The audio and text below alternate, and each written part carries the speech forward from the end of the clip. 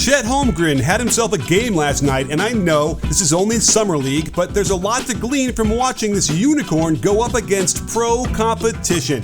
They'll be quicker, faster, and more physical than anything he's gone up against, so let's break down how he did. First off, one of the best things about his game is that he can grab the defensive board and bring the ball up himself, enabling the guards and forwards to get into off-ball actions much quicker, and that gives him a lot of space to attack the offensive boards. But notice how easy it is to bump him off balance with just a little contact, as he's still able to make the pass to a wide open Josh Giddey for the assist. And where this gets wild is when he brings it up against a set defense, hits his man with a behind the back dribble, then rises immediately up into a three. How are they going to handle this guy? He plays exclusively on the perimeter, so you have to imagine they'll put a smaller, faster player on him. However, if you do that, he won't beat those guys off the dribble, but he can just dirk leg right over them in a display of skill that's very rare for such a young player. If he gets to the free throw line area, it's pretty much over. We've never seen a guy who can pull from deep at 7'3", and it doesn't seem to matter if it's off the dribble or pick and pops. The audacity to ISO against a quicker player but then hit him with the behind the back pull, a contest with an 8-inch height advantage means nothing to him. And after he ball screens against drop coverage, this much space is way too easy. You can see his distinct two-motion shot as he gets to his set point just as his knees begin to extend into the jump. While that might not be optimal for many players, at his height, he's calibrated power control very well and it's a smooth release. Plus, he can trail into threes that no doubt will catch big man defenders sunk too low, and in his situation, the coaches will encourage him to let him fly every time down. Notice how he utilizes a neutral wrist until just before the set point, another trait most good shooters have to ensure smoother mechanics and consistent release. His first bucket displayed some Giannis-like ground coverage, as he only needed one dribble to legally cover about 37 feet for a dunk. But his ball handling will need to improve, as NBA defenders are already sensing some shakiness here. There's so much distance between where he releases the dribble and the ground that quick hands should be able to deflect this kind of high crossover. But he hangs on to it, displays nice vision, and his teammate blows the assist.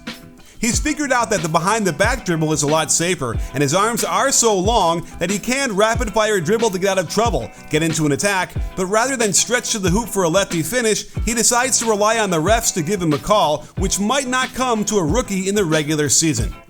Defensively, I have no doubt he'll be able to do a decent job protecting the rim. He understands already how to use verticality and two hands straight up to present an impenetrable fence like he's playing volleyball. But he's got to be careful with more skilled and athletic players who will know how to initiate contact and catch him out of position just enough to earn fouls.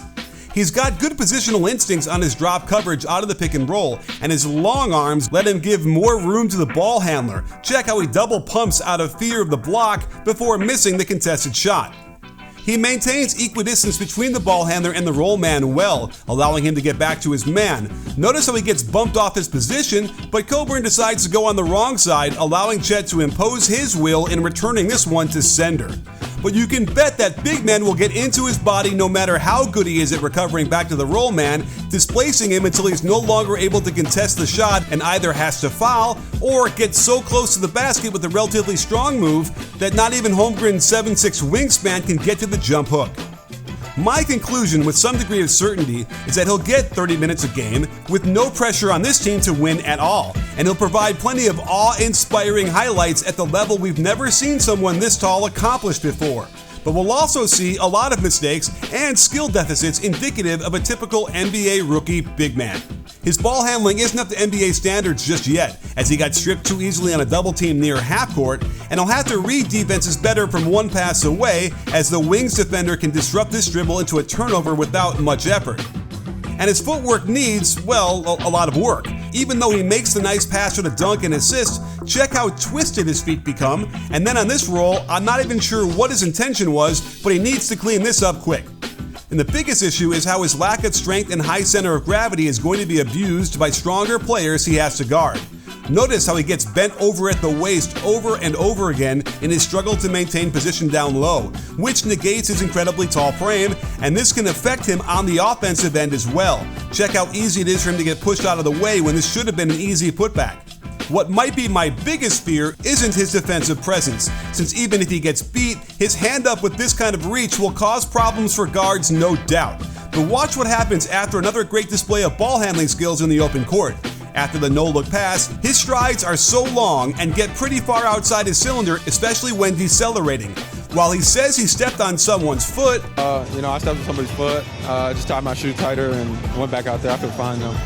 Check again. This is a non-contact roll of the ankle, and I feel there's a lot of room to improve his foot plants or else run the very real risk of getting injured often.